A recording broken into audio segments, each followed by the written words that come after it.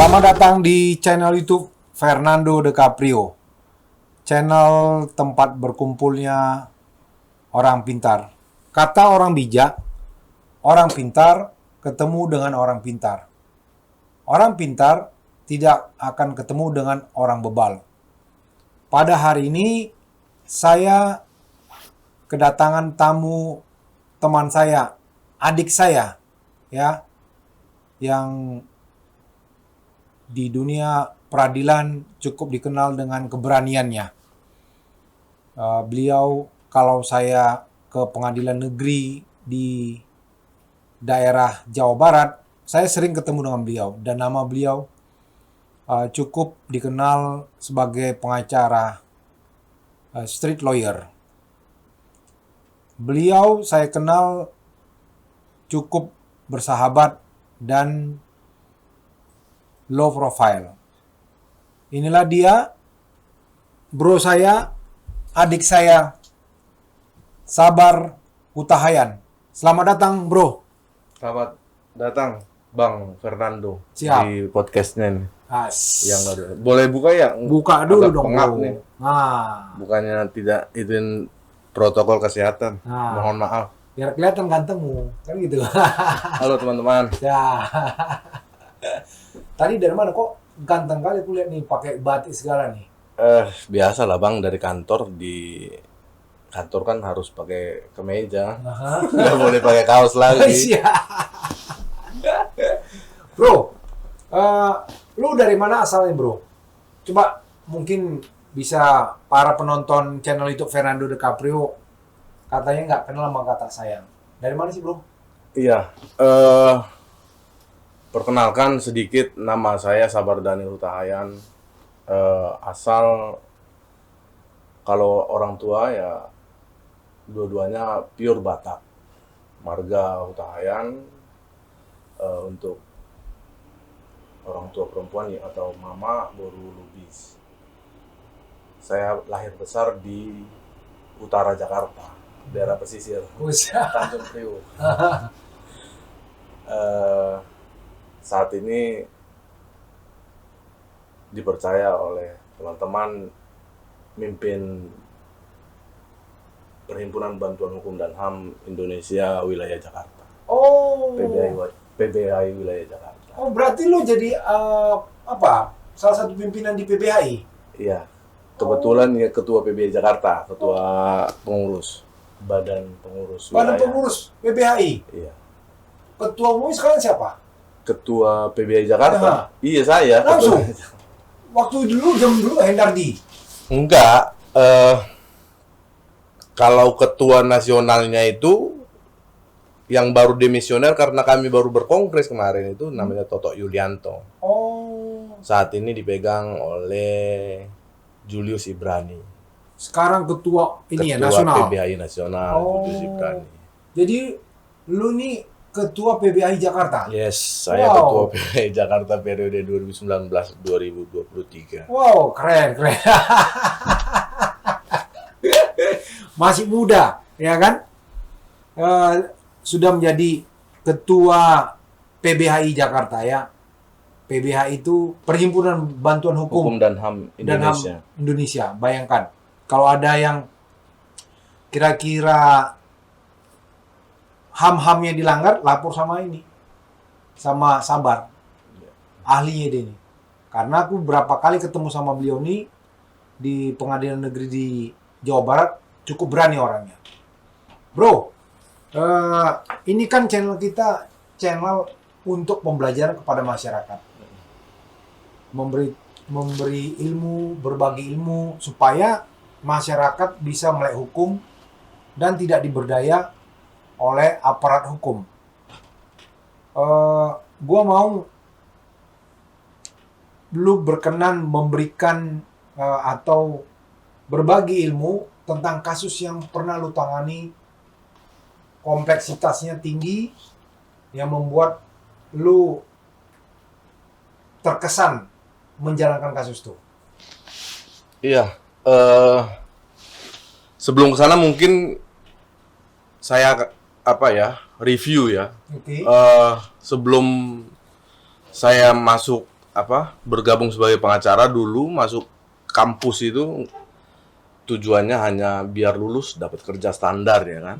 Kebetulan lulus STM dulu, lulus STM karena peluangnya lebih sempit untuk di dunia kerja. Pikir harus sarjana. Nah, sebelum kebetulan saya sempat masuk Akademi Bahasa Asing sebelum masuk Fakultas Hukum. Jago dong lu bahasa asing, Bro. Enggak, cuman saat itu karena enggak ada referensi kampus yang terjangkau dari segi biaya, karena kan latar belakang saya juga enggak orang-orang yang kaya sekali, enggak cuman cukup aja, hanya cukup. Karena kami 7 bersaudara. Oke. Orang tua membesarkan 7 bersaudara kan bisa dibayangkan Bang Fernando. Siap. Bagaimana sulitnya hidup di Jakarta. Nah, kemudian setelah saya jalani kebetulan nggak jauh dari sini kampusnya, Akademi Bahasa Asing, Cikini di Jalan Cikini. Aba-abi itu ya? Yes, Aba-abi. Jago kok berarti bahasa Inggris, Bro. Enggak lah, baru 3 bulan kuliah, baru sadar nggak talenta aku di situ kan, gitu kira-kira. Nah, kemudian abang kontak dari Amerika. Kebetulan dia bersinggungan terus dengan lawyer di sana, mungkin mau ngurus keluarga negaraan sana. Oh, berarti ada abang lu di Amerika, Bro? Iya. Sampai hari ini? Saat itu di tahun 2000-an. Enggak, sudah kembali. Udah kembali, oke. Saat itu.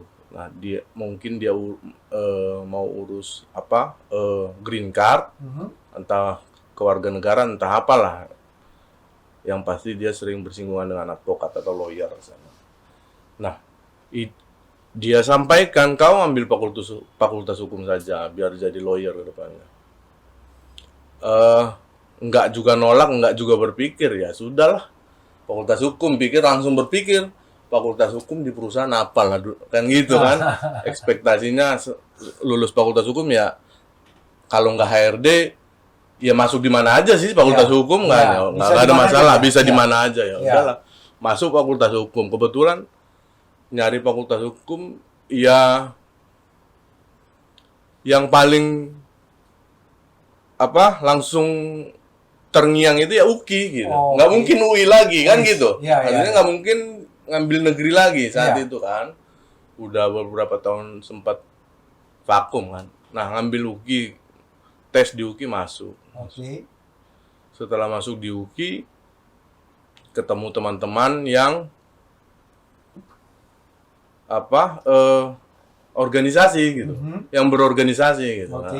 Nah, kita berorganisasi. Apa nama organisasinya? Kebetulan waktu itu keluarga mahasiswa, gabung di keluarga mahasiswa, afiliasinya ke Forkot. Dan udah denger kan Forkot waktu di Aba juga sempet udah denger Forkot. Wah, Forkot nih. Tapi memang udah ada interest mau ikut organisasi kan gitu. Sebelum gabung di KMUKI itu, saya baru mau di GMKI. GMKI lumayan juga kan, tapi saat itu nggak tahu itu bahwa GMKI Cipayung lah apa kan nggak tahu kan. Nah, ikutlah interview di GMKI. Waktu itu ketuanya zamannya Charles Hutahayan, ketua cabang GMKI. Nah, udah saat komunikasi, tiba-tiba dengar maksudnya kurang seru nih katanya, nggak menantang lah gitu, kurang menantang kira-kira itu. Nah, dengar kan Forkot, wah sering chaos, bersinggungan dengan aparat kan, ketika turun di istana, pokoknya itulah.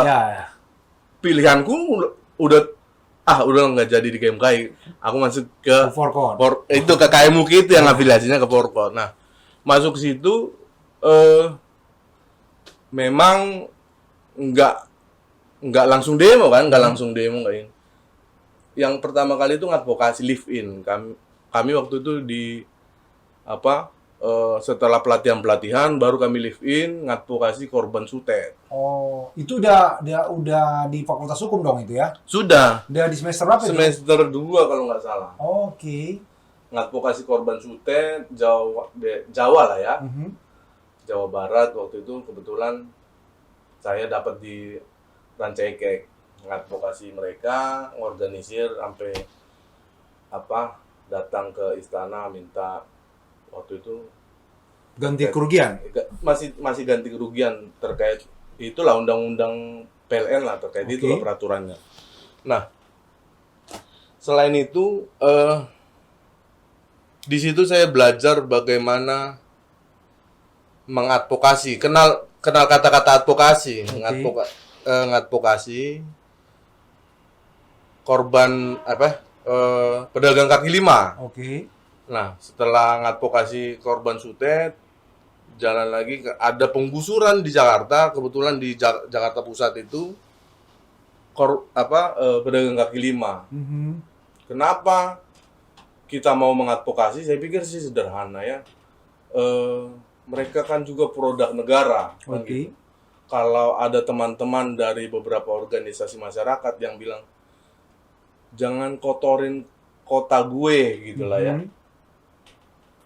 Ini kan kota gue, jangan kotorin dengan pedagang kaki lima, kehadiran pedagang kaki lima. Saya cuman bilang sama abang-abang dari ormas itu, tolong bang jawab, yang merdekain republik ini emang hanya suku abang, aku bilang gitu. Iya. Jadi kesukuan kan karena Iya. ormas suku waktu itu. Ceritain sama saya bukunya dari mana, di mana terdapat yang merdekain ini salah satu suku. Iya. Artinya di luar suku yang ada di sini boleh dong mereka berdagang. Kan mereka nggak dikasih pilihan. Iya. Kalau mereka dikasih pilihan duduk manis di bawah AC, tidak berdebu, tidak panas, mereka nggak bakal milih jadi pedagang kan gitu. Betul. Itulah ketertarikan nggak salah milih forkot waktu itu bisa mengadvokasi orang lemah gitu. Iya. Itulah awal dari mungkin numbuh jadi menarik nih kalau jadi lawyer kan gitu, lebih konkret lagi kan gitu kira-kira. Karena memang dari awal ya sudah mengadvokasi Masyarakat kecil. masyarakat langsung. Iya. Gitu. Nah, dalam perjalanannya sering aksi kan, unjuk rasa ketika kenaikan BBM apa segala macam, aksi di istana atau di DPR, seringlah saya ketangkap gitu kan, lagi aksi ditangkap, direpresi oleh aparat, dibawa, diadvokasi sama abang-abang senior dari PBHI. Itulah ketemu PBHI, awalnya itu diadvokasi oleh abang-abang senior dari PBHI saat itu, Bang Sandi, Bang Bogel, teman-teman, Bang Johnson Panjaitan, itulah. Oke, Bang Sandi, ini apa junioran ini? Ya menyebut nama Anda, dia berterima kasih karena dulu mengadvokasi. Kalau nggak dia nggak jadi seorang advokat nih. Nggak kenal PBHI, nggak kenal PBHI juga. Terus bro, nah yang mau setelah lu jadi advokat, terus kasus apalah yang membuat lu tertarik atau kasus yang membuat lu berat lah untuk lu lupakan? Ya, lanjut lah. Selain proses itu, kepikiran kan kalau tahu hukum bisa mengedukasi, terus kemudian membela hak gitu kan. Yang pertama adalah yang harus dibela kan keluarga tentunya, yang paling dekat hubungannya dengan kita. Iya dong. Keluarga, tetangga, baru ke masyarakat. Punya gambaran juga ketika kita sudah selesai, minimal kita bisa nolong keluarga sendiri.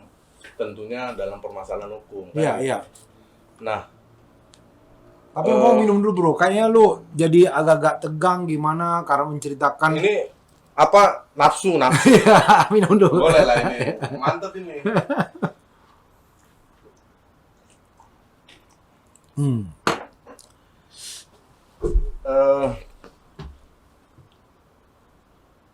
Perkara yang paling agak sulit dilupain itu kebetulan permasalahan abang saya sendiri. Oh ya? Tersandung masalah narkoba. Wow. Sedikit saya ceritain kasusnya itu, waktu itu abang saya ini sama temannya. Oke. beli barangnya itu di salah satu daerah di Priok itu namanya Kebun Pisang. Oke. Nah, menurut informasi dari abang saya itu memang dia makai. Dia makai. Makai itu narkoba jenis apa tuh? Jenis apa? Sabu saat itu. Sabu ya. Oke. Jenis sabu makai di Kebun Pisang itu. Oke. Berdua temannya. Terus kemudian barangnya itu dibawa macam oleh-oleh gitu. Rupanya kawannya ini bawa pulang. Oleh-oleh. Macam oleh-oleh lah. Maksudnya apa ya? Kalau sudah dipakai di sana, dia bawa pulang lagi itu barang. Nah, makanya kalau di kampung saya namanya oleh-oleh itu kue. Nah, ini sabu-sabu oleh-olehnya. Dibawa, mungkin dipakai lagi di kosannya dengan orang lain lah, dengan temannya lagi lah. Udah pisah lah orang ini, abang saya sama temannya ini. Ini udah kayak ini nih, kayak udah cerita film. Kalau udah oleh-oleh sabu-sabu tuh kayak Escobar. Pablo Escobar. Pablo Escobar. Dia kalau Pablo Escobar dari negaranya pergi ke Amerika sama pacarnya. Dia bawa oleh-oleh tuh apa narkoba. Zaman itu kokain, opium gitu loh. Oh iya. Iya kan? Ini betul. Baru dengar nih oleh-oleh sabu gitu. Iya. Oleh-oleh kan sabu. Mungkin dibawa ke kosannya sama temannya itu, dia pakai sama perempuan di kosannya. Kalau sama perempuan, apa biar enak gitu kalau sama perempuan? Iya, itu yang saya nggak dapat informasinya. Menurut informasi sih seperti itu.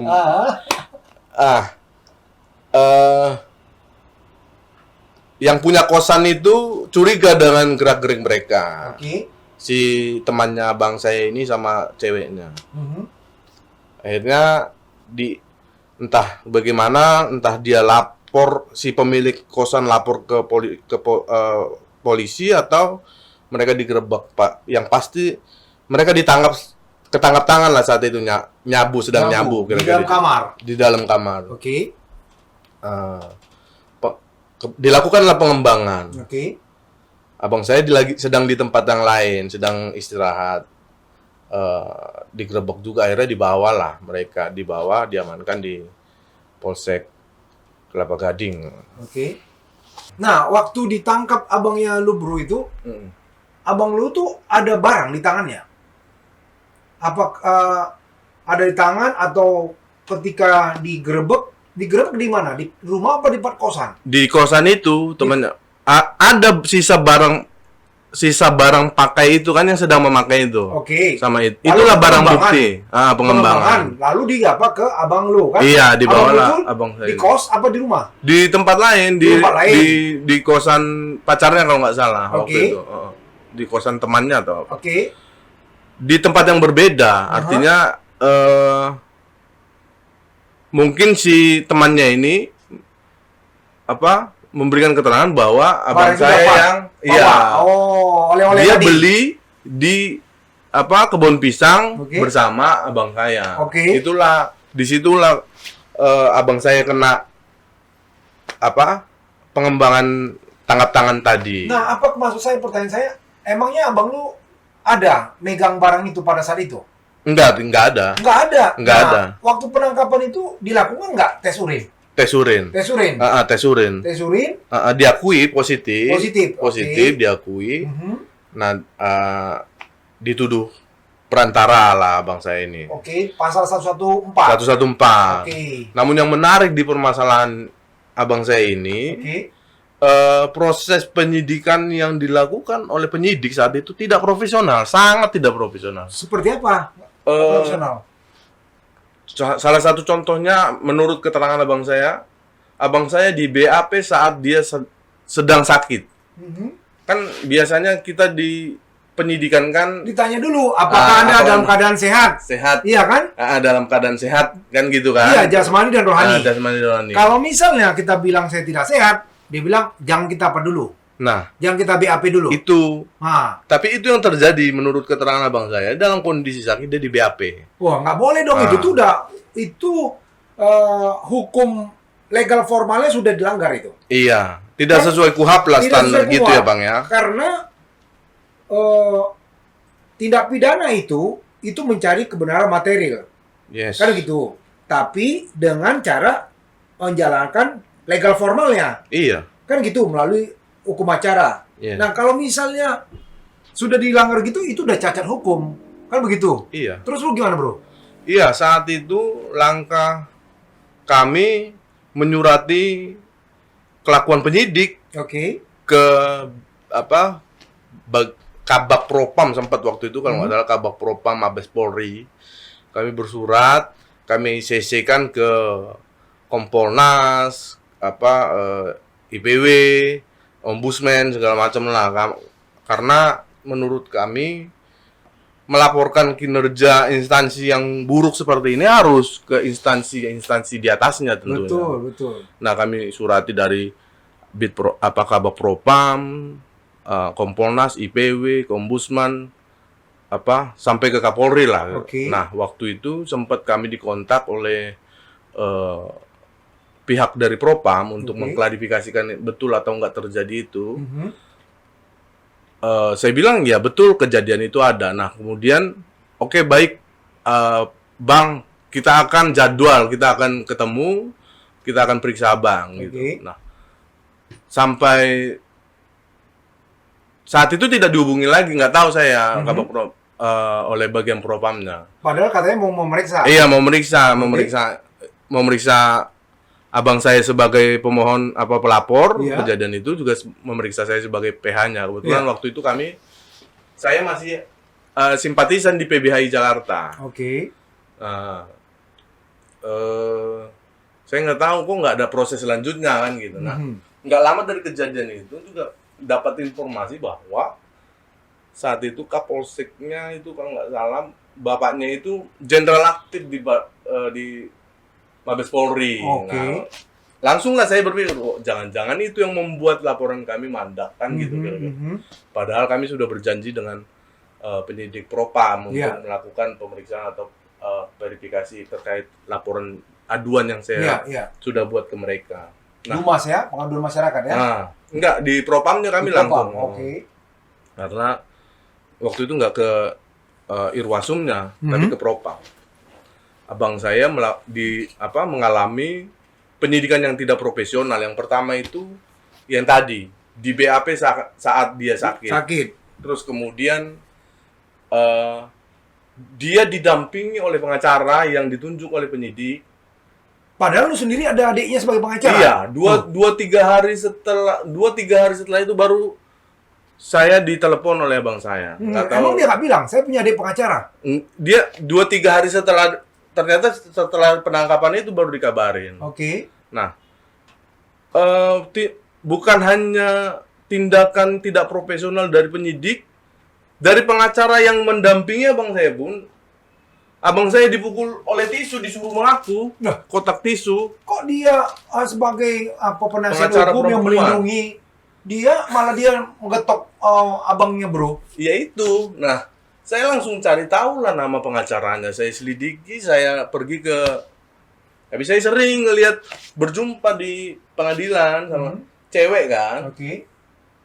Saya sering cari informasi memang pengacara ini sering memang digunakan jasanya oleh penyidik-penyidik terutama di utara sana gitu. Untuk kasus-kasus narkoba. Nah, untuk kasus-kasus narkoba seperti itu. Setelah itu saya mengajukan prapit lah di perkara ini. Prapit karena proses di Propam tidak ada jalan keluar atau solusi. Nggak ada juntrungan. Iya, saya prapit waktu itu. Keterbatasannya itu saya tidak bisa minta backup dari teman-teman media kan gitu, untuk all out bertarung di situ. Kenapa nggak dapat backupan dari media? Iya, sama-sama tahu lah kita lah kalau perkara-perkara yang kurang seksi atau pandangannya tidak ada yang tertarik media meliput itu, kecuali ya mungkin ada teman-teman lawyer yang agak berlebih, bisa ini transport Iya, kira-kira iya, itu. iya. Nah, keterbatasan kami waktu itu ngedampingin abang saya ini nafsu kuat, tenaganya yang kurang itu Waduh, aja. kayak ini Tidak dong. didukung oleh Logistik. logistik yang memadai karena kita hidup ya bang terkendala oleh berbagai macam hal ya, salah satunya ya mereka polsek kan Kapolsek Kelapa Gading saya perapitkan. Oke. Di dalam hal itu di proses perapitnya mereka kejar, mereka koordinasi dengan apa mungkin ketua pengadilan negeri Jakarta Utara mungkin Itu entah apa dikejar sama mereka, iya langsung proses dakwaan padahal tidak ada pembacaan dakwaan, belum ada. Waduh. Nah perapit saya ini digugurkan saat itu. Kok bisa? Mereka langsung membacakan dakwaan padahal proses pertama sidang itu pembacaan dakwaan. Iya.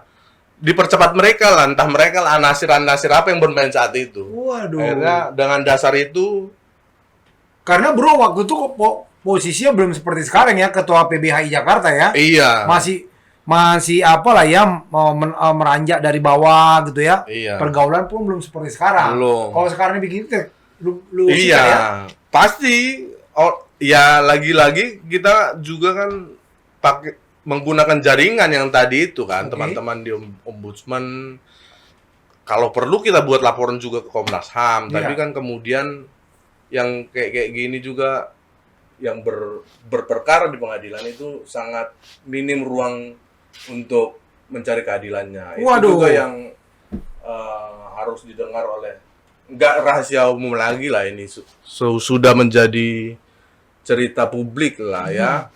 Kalau abang pernah, misalkan lah abang sering di pengadilan itu yang terkait kasus narkoba tentunya ya. Iya. Itu ngeri-ngeri putusannya lah. Ada yang 5 tahun, 7 tahun pemakai loh, korban yang seharusnya negara hadir untuk merehabilitasi Direhabilitasi, tidak ya? ada. Oh. Padahal sudah dikonkretkan, sudah diinikan lagi. Konkret sebenarnya ada keputusan 3 lembaga kalau nggak Iya. salah ya. Mahkamah Kapolri, Agung, Kapolri, Jaksa Agung, sama Kumham. Kumham ya. 4 lah ya. 4 ya. Walaupun ada juga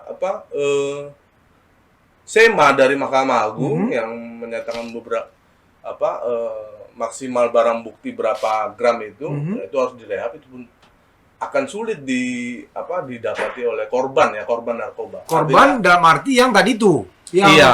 memang secara logistik tidak mempunyai. Itu yang menjadi masalah. Mungkin mudah-mudahan podcast kita ini ditonton oleh petinggi-petinggi atau elit-elit, misalkan Kejaksaan Agung segala macam, agar lembaga-lembaga tersebut berbenahlah dalam turunlah kontrol ke bawahnya, bahwa ada permasalahan itu masih menggurita di bawah. Kasihan rakyat atau pencari keadilan, ya, orang-orang miskin, orang-orang nggak mampu segala macamnya. Saya aja yang lawyer saja untuk dampingnya bang saya itu aksesnya akan sulit lah. Pada saat itu kan, Pada bro. saat itu, Kalau iya. sekarang lu dibikin begitu, lu sikat dong. Iya tetap rame ya, sikat lah, kita main terus kan gitu. Iya. Artinya ya kita sama penyidik dengan kejaksaan harusnya kita berimbang ya. Iya, Dalam iya. undang-undang advokat kan dinyatakan juga bahwa kedudukan advokat itu sama dengan penegak-penegak hukum lain, artinya Jadi jaksa dan advokat itu kita nih kepolisian. caturwangsa, bro. Eh, Advokat, polisi, jaksa sama hakim. Jadi caturwangsa ini sama semua di hadapan Iya. hukum. Jadi nggak ada yang lebih tinggi. Iya. Hanya ketika di persidangan posisi hakim lebih tinggi. Makanya dalam struktur ininya di peradilan itu hakim duduk di atas. Iya. Kalau kita dengan jaksa itu sama. Kita sama-sama pengacara. Jaksa pengacara negara, kita pengacara Iya. yang independen. Kan Iya. begitu. Iya. Nah, jadi kalau lu bilang tadi tuh, bro, terkait dengan adanya kayaknya mengesampingkan tugas seorang advokat, ini nggak benar, ya. Gue dengarnya apa yang lu bilang tadi itu, gue merinding. Ya. Kasian banget gitu masyarakat di luar sana. Bayangkan aja, ini seorang advokat, ya, yang pada saat itu masih merintis lah ya, membela abangnya sendiri, membela saudara kandungnya, bisa dizolimi oleh penegak hukum lain. Bayangkan dengan masyarakat yang tidak didampingi seorang advokat, yang tidak mengerti hukum, Yang tidak punya logistik. yang tidak punya logistik. Ini saya mendengar itu, saya sampai tadi merinding saya, luar biasa gitu loh. Yang diceritakan bro saya ini, sedih saya mendengarnya. Sehingga sampai bro saya bilang, ya tolong nih kepada Mahkamah Agung, Mabes Polri, Kejaksaan Agung untuk ini ya berbenah juga supaya masyarakat di luar sana tidak seperti adigium hukum itu tajam ke bawah, tumpul ke atas. Kan begitu. Terus kasus abang lu tuh gimana, bro? Iya, akhirnya lanjut proses persidangan karena pra-peradilan yang tadi itu gugur dinyatakan karena mereka sudah membacakan dakwaan. Oke. Kemudian proses selanjutnya terus berjalan. Akhirnya kan gini, kelemahan selain itu yang tadi memang di Republik kita ini juga kan mau melawan atau mau membuka sesuatu itu kan butuh kendaraan, yaitu media. Oke. Macam yang kemarin lah kasus istri yang marah-marah ketika suaminya pulang mabuk-mabukan. Itu didengar sama Jaksa Agung. Jaksa Agung langsung ngambil sikap. Iya. Langsung ngambil sikap. Beberapa kalau nggak salah kasih pidumnya dicopot, terus kasat reskrim Polres Kerawangnya juga dicopot, gitu loh. Maksud saya jangan karena media, ada dorongan media saja mereka baru aware sama lembaganya. Betul, Paling betul. tidak misalkan Kejaksaan Agung itu punya namanya Jamwas kan gitu, atau Aswas misalkan di bawahnya Kejati-Kejari, bagian pengawas lah internal mereka itu peka gitu. Saya juga saat itu kalau nggak salah saya juga bersurat ke bagian pengawasan di Kejati DKI Jakarta terkait pendampingan pengadvokasian abang saya itu. Tidak ada respon gitu misalnya. Nah, maksud saya karena tadi itu nggak ada logistik ya? Ya mungkin saja karena kan dorongan kita nggak maksimal mengundang teman-teman media saat itu kan. Itu tahun Saya berapa, nggak bro? tahu, pemikiran kurang lebih tahun 2016 lah ya, kalau nggak salah itu. Sebenarnya nggak terlalu lama dong, bro? Belum terlalu lama. Media di 2015 itu udah booming loh. Iya, saya nggak tahu makanya kan apa pola pikir media. Mungkin di perkara bangsa ini nggak cantik, nggak banyaklah persepsi mereka kan. Jadi ya buktinya kami ngirim undangan rilis untuk didampingi di sidang di pengadilan biar perjalanan sidangnya lebih terbuka dan lebih bersih lah ya, tidak ada kong kali kong permainan lah kira-kira itu. Ya buktinya tidak ada kan gitu. Nah, setelah pra peradilan itu digugurkan, tetap eksepsi yang sama gitu. Sampai pembelaan yang sama tetap kami fight. Akhirnya waktu itu vonis kalau nggak salah 5 tahun lebih karena disangkakan pasal perantara 114. Ayat berapa tuh, bro? 114 ayat 1 kali ya? Itu, ya. Setiap orang yang tanpa hak atau melawan hukum menawarkan untuk dijual ya, Yang bukan tanaman. yang bukan tanaman ya, menyerahkan narkotika golongan 1. Berarti pasal 114 ayat 1. Iya. Nah, terus Padahal cuman berapa gram? nemanin ya sisa-sisa pemakaian saat itu aja nggak ada lah 1-2 gram 0, lah Wow. hitungan 0, Padahal kan undang-undang narkotika itu Iya. maksimum 5 gram. Kalau ini bisa dia direhab. iya artinya untuk yang rehab kan yang untuk pemakaian. Nah, Iya. abang saya didakwa perantara. Oke. Perantara itu ancamannya itu di atas 5 tahun. Waduh. Iya, padahal dia cuma nemanin temannya beli itu, dia nggak tahu make di tempat, dia bawa lagi kan gitu. Oke. Kan prosesnya kalau dia nggak bawa lagi kan nggak ada masalah, dia Betul. kenanya di pemakai saja. Oke. Pemakai kan rehab bisa Iya. kan. Tapi dia bawa, dia kena perantaranya. Kayak gitu. Nah, yang saya sayangkan juga kenapa bandarnya tidak dibereskan. Saya juga kan sebagai masyarakat kecewa dan marah ketika itu didiamkan, dibiarkan. Kenapa yang kecil-kecil ini ditangkap? Iya, ya? pengembangannya itu menuju pada nggak kenapa misalkan lu beli di mana itu harus dibersihkan kan gitu. Betul. Ini tidak ada upaya apa-apa oleh penyidik Mhm. kan gitu. Sampai sekarang menurut informasi juga masih rame tuh di situ kan gitu. Oke. Nah, saya juga kan sebenarnya kan abangnya korban, dia korbannya sebenarnya. Iya. Pemakaian narkoba itu kan korban. Korban. Kalau mau serius, penegak hukum, teman-teman penegak hukum, ya beresin bandarnya lah. Iya. Jangan hanya korban yang orang-orang miskin ini dipenjarain, masa depannya buntu jadinya, nggak punya masa depan. Iya. Karena ketika terdakwa sudah didakwa itu, sudah dipenjara, masa depannya itu sudah suram. Suram, benar. 1-2% saja yang bertobat itu yang begitu-gitu. Nggak ada itu, bullshit itu. Iya. Harusnya kalau memang mau serius dan berani serius dan mau serius, bandarnya itu harus dihabisin. Mhm. Itu sih pesannya buat teman-teman atau rekan-rekan penegak hukum yang lain. Nah, waktu itu didakwakan pasal 114. Iya. Ya kan? Bro waktu itu sudah mendampingi Iya. beliau. Kudampingin sampai putusan itu. Oke. Kan, Putusannya 114 jadi itu. dihukum berapa tahun? 5 tahun kalau nggak salah waktu itu Wow. putusannya. Agak ini juga Miris sekali tuh. marah ya. Akhirnya abang saya menjalani itu. Nah, Nggak banding, lu bro? ya itu karena logistik yang tadi pengen banding juga ya daftar banding gitu kan, itu biaya lagi apa segala macam. Iya. Waktu itu kebetulan juga saya di PBHI juga nggak ya tau lah, kita di PBHI ini bela orang yang ekonomi menengah ke bawah lah, pencari keadilan yang betul-betul nggak punya uang kira-kira itu. Nah, untuk ngebela itu kan maksimal juga betul juga, memang harus ada ongkos kan gitu, beracara atau menghadapi permasalahan hukum di Republik ini ongkosnya nggak kecil. Itu juga pesan buat masyarakat. Itu juga pesan buat pemangku jabatan yang berkepentingan, artinya instansi terkait, entah jaksa, entah hakim, entah kepolisian,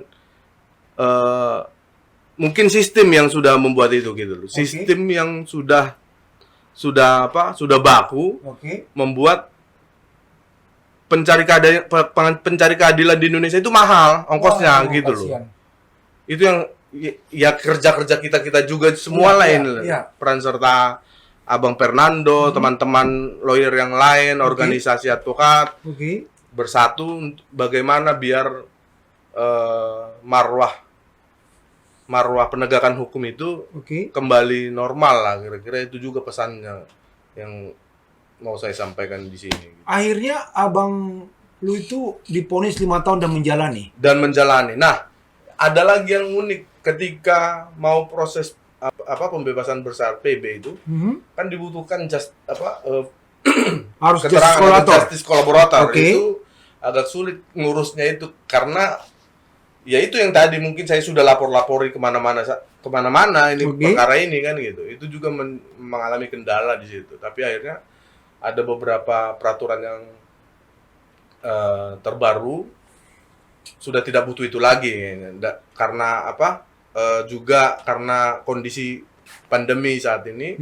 Kemarin saya kontak Dirjen Lapas. Kebetulan kata beliau kalau nggak sebulan dari sekarang kontak lagi, artinya 1 bulan 2 bulan ke depan bisa bebas lah bang saya itu gitu. Jadi terkait dengan justice collaborator itu bukankah itu menjadi celah juga bagi pihak-pihak tertentu untuk meminta uang kepada orang yang sudah didakwa gitu? Gimana menurut lu, bro? Iya. Ini kadang-kadang dimanfaatkan ini. Karena kan justice collaborator itu diberikan oleh penyidik yang memeriksa dia, menangani perkara tersebut tentunya. Iya, itu tidak menutup kemungkinan celah ke sana, bang. Nah, kalau untuk yang lain ya di perkara abang saya ini kebetulan nggak ngurus itu lagi. Itu sudah menjadi ada kebijakan baru yang nggak harus didapatkan dulu justice collaborator baru dapat remisi. Terdakwa itu mendapat pembebasan bersyarat atau proses remisinya. Ya peluang itu sangat besar, apalagi memang ya itu balik lagi yang tadi pencari keadilan itu di Indonesia ini sangat mahal biayanya, ongkosnya. Semua ditarifin. Kalau bisa ditarifin, ngapain nggak Ditarifin. Kan kira-kira itu. Itu pula apa ya? Lemahnya mental penegak hukum kita ini. Iya, iya. Kalau bisa dipersulit, kenapa dipermudah katanya? Nah, iya. Itu peran abang-abang lah, Bang Fernando Siap. juga, senior-senior yang Siap. lain kan gitu. Kita bahu-membahu lah memperbaiki Republik ini biar ke arah yang lebih baik lah tentunya. Siap, siap.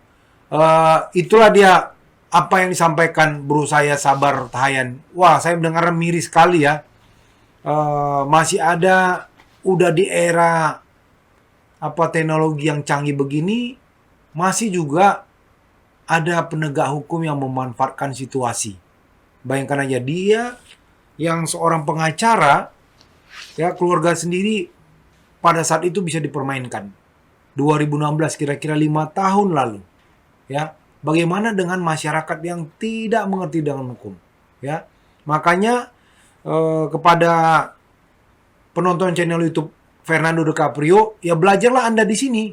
Ya, di sini nih tempat berkumpulnya orang-orang pintar.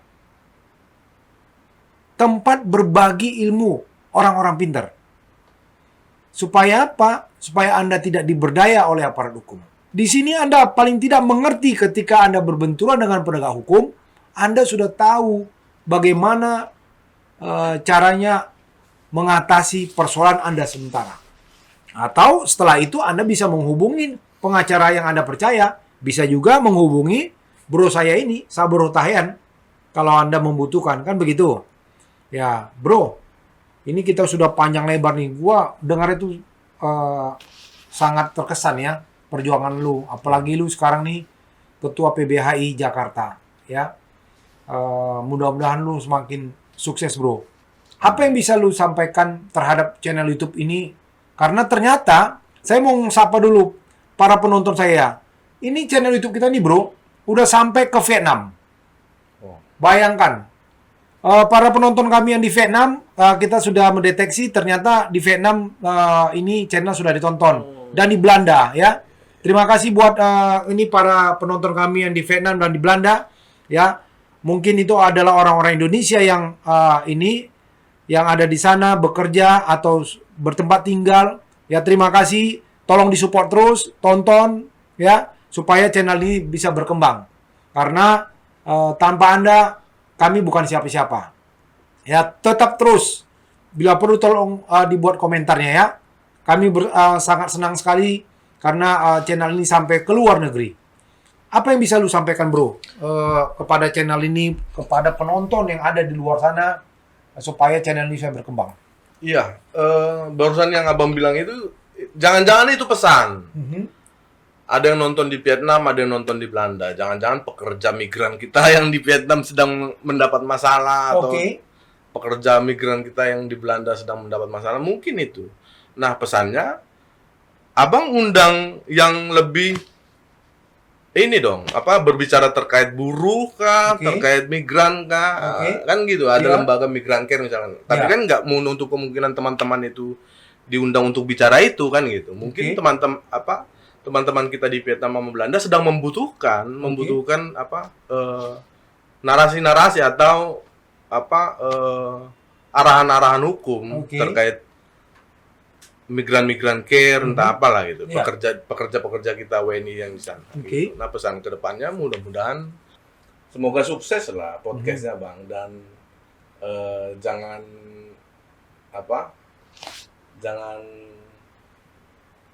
saya nggak diundang lagi gitu. Siap. Semoga sukses. Siap. Terima kasih teman-teman penonton, subscriber segala macamnya. Ya, tuh itu bro saya Sabar Tahayan ya. Dia menyarankan kepada penonton juga ya di subscribe ya. Dan nanti akan saya undang lagi beliau ya. Jadi kawan-kawan yang penonton, tolong di kolom komen itu berikan komentar untuk bisa mengundang bro saya ya.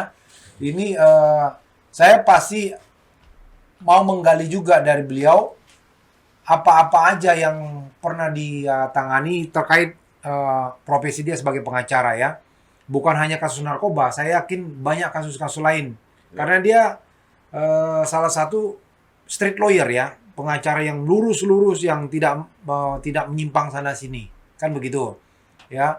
Jadi kalau ada yang mau lagi beliau, dan pasti saya undang, tapi kan ada juga mungkin special request ya, oh tolong dong Bang Sabar diundang lagi, membawakan topik apa, nah bikin di kolom komen ya, nanti saya undang lagi beliau ya, supaya beliau bisa saya gali kembali ya. Oke bro, di akhir sesi saya akan selalu membacakan quote. Ini quote yang saya bacakan selalu terkait dengan apa yang dibawakan oleh narasumber saya. Ya, narasumber saya tadi itu, di mana dia menangani kasus narkoba, ternyata dia pun dizolimin. Ya, untuk itu Anda harus banyak belajar, ya, karena kalau Anda tahu tentang produk hukum itu, Anda tidak akan dizolimin. Walaupun beliau mengerti pun masih dizolimin. Ya, quote-nya hari ini bilang begini. Belajar adalah harta yang akan mengikuti pemiliknya kemana saja. Artinya, kalau Anda menguasai ilmu, belajar tentang hukum, ya, maka kalau Anda berbenturan dengan para penegak hukum di luar sana, Anda bisa paling tidak berargumen untuk membela Anda pada saat itu. Ya. Untuk itu, stay tune terus di channel YouTube Fernando De Caprio, karena channel ini tempat berkumpulnya orang-orang pintar. Ya, karena orang pintar tidak akan ketemu dengan orang bebal.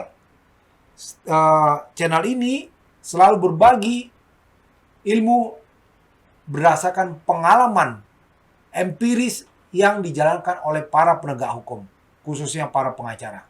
Itu aja yang bisa saya sampaikan.